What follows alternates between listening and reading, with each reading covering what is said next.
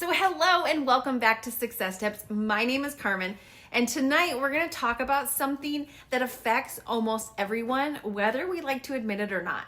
Have you ever walked into a room, whether it's a meeting, a family gathering, a networking event, and immediately start second guessing yourself? You start shrinking, comparing, and you wonder if you even belong?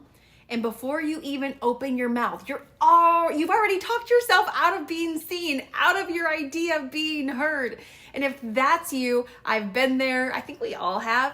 And I want to give you a 3-step no-fail formula today to help you walk into any room with confidence, presence, and clarity without pretending to be someone you're not, and fully owning who you are, because let's face it, you're the best at being you, and you were made to be you. So here's what most people get wrong about confidence. Confidence isn't loud, it's not fake hype, and it has nothing to do with being extroverted. Real confidence is quiet. It's a quiet strength. It's grounded energy. It's knowing exactly who you are, what you bring to the table, and owning the space you're in and what you have to offer. You don't have to be the loudest voice in the room to be the one people remember. You have to own your space and your voice and what you bring to the table. So step 1 is clarity in your identity. Clarity in who you are, because confidence isn't built on hype, it's built on clarity. More specifically, your clarity. Clarity about who you are, what you bring to the table, what you're not trying to be anymore, who you're not trying to please. You're never going to get where you want to go trying to please everybody. And so you want to ask yourself, what do I naturally bring to the table? What problems do I solve? And where do I consistently create value?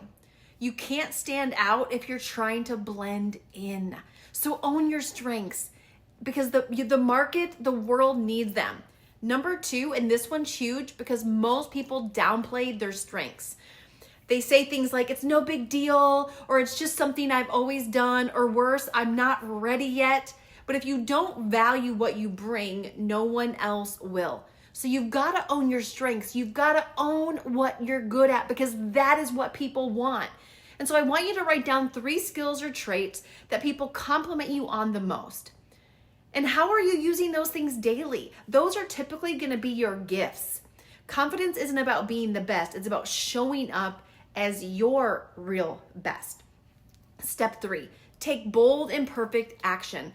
And this is where most people stop. And this is where confidence is built.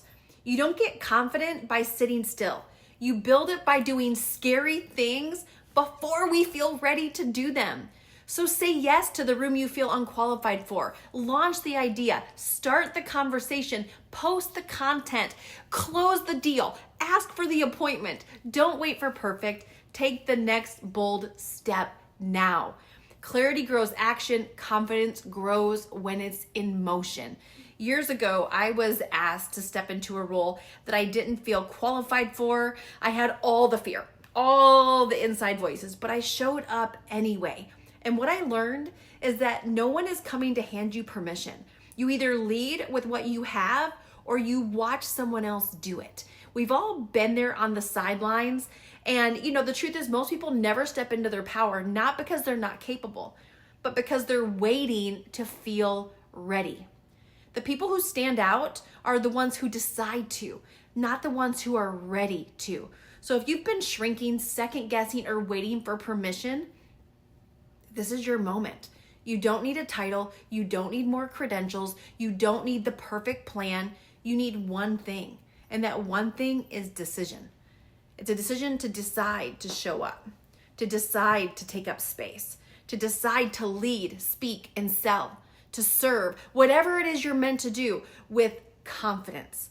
And so this week, I want you to take one bold step, one action that scares you, but it aligns, it points you in the direction of who you want to become.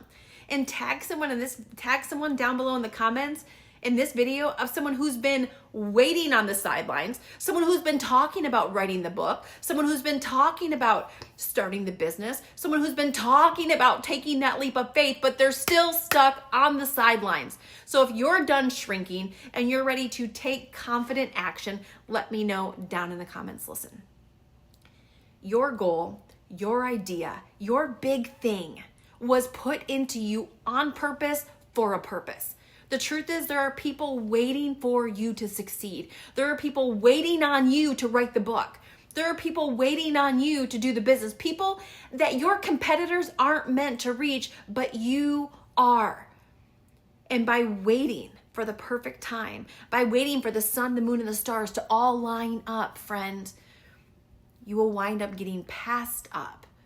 Because not by someone better, by the way, but by someone who just chose to take action when you chose to stand still. So make sure to tag someone down below who needs to hear this today, and we will see you on the next success tip. Thanks for watching.